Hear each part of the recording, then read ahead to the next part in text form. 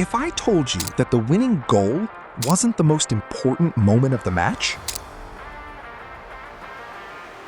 would you believe it? Because the moment that decided everything happened before the start of the second half. This match wasn't decided by individual skill, nor by a moment of genius, or even by a difference in player quality. Rather, it was decided because one manager read the game better than the other. And Japan, despite the loss, delivered one of the best tactical halves we've seen in this World Cup. The real question isn't, how did Brazil win? But rather, why was Japan better in the first half, only to completely lose control after the break? From the first 5 minutes, it became clear that Japan didn't want to win through possession, but through the chaos that follows Brazil losing the ball. They had a very clear plan: defend in a compact block, then transition to attack with as few touches as possible. Every ball recovery instantly turned into an attempt to reach Brazil's goal before the opponent could reorganize their lines. And this caused the first problem for Brazil. Brazil was building up play with a large number of players forward. But once the ball was lost, the spaces behind the midfield were massive. And Japan exploited these spaces perfectly. They didn't need 20 passes. 3 or 4 passes were enough to reach the final third. And when Brazil had the ball, sacking a single player, in most cases, he found himself between 2 players, and sometimes 3. And the goal wasn't just to win the ball back. It was to force him to play backward or out wide. On the other hand, there was supposed to be a player linking the midfield and the attack. And here emerged the problem with Paquetá. Whenever he received the ball between the lines, he was late in his decision-making.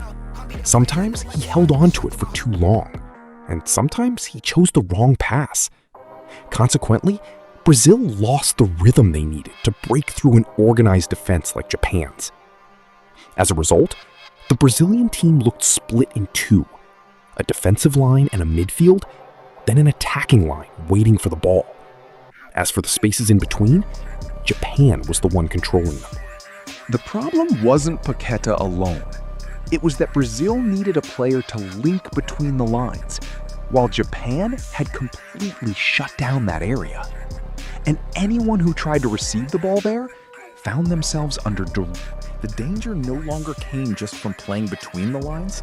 They now also had to monitor the depth and aerial balls inside the penalty area. And this forced the defensive line to drop back a few meters. It might seem like a small distance, but it changed the shape of the match. And some might ask, why was dropping back a problem? In the first half, Japan was recovering the ball far from their goal. Therefore, they had enough space to launch a counterattack. But after the substitutions, they were recovering the ball close to their penalty area. And here, everything changed. When you recover the ball 10 meters from your goal, your priority won't be building an attack. It will be to clear the pressure. And just like that, Japan began to lose the most important weapon they possessed throughout the first half: the rapid transition. At the same time, Brazil intensified their pressing after losing the ball. They no longer allowed Japan to play out easily. Every attempt to build up play was met with direct pressure. And the Japanese players were forced to send long balls instead of the short passing that gave them control at the start of the match. And here, the balance of the match began to tilt gradually. Not because Japan started playing badly, but because they were no longer playing the way that gave them the advantage. As Japan dropped deeper, Brazil began to use a weapon that wasn't as present in the first half: crosses. Whether from the flanks or the half spaces, the idea wasn't just to score a direct header. It was to force the Japanese defense to deal with a second ball, then a third, and to sustain the pressure. With every passing minute, Brazil was spending more time inside the final third, and Japan was spending more time defending. This type of match rarely ends without the defending team paying the price. In the end, In football, the team that starts the match better doesn't always win, but rather the one who knows how to change it when it changes. And that is exactly what Ancelotti did. The match ended with a beautiful, well-deserved Brazilian victory against a highly respected Japanese team.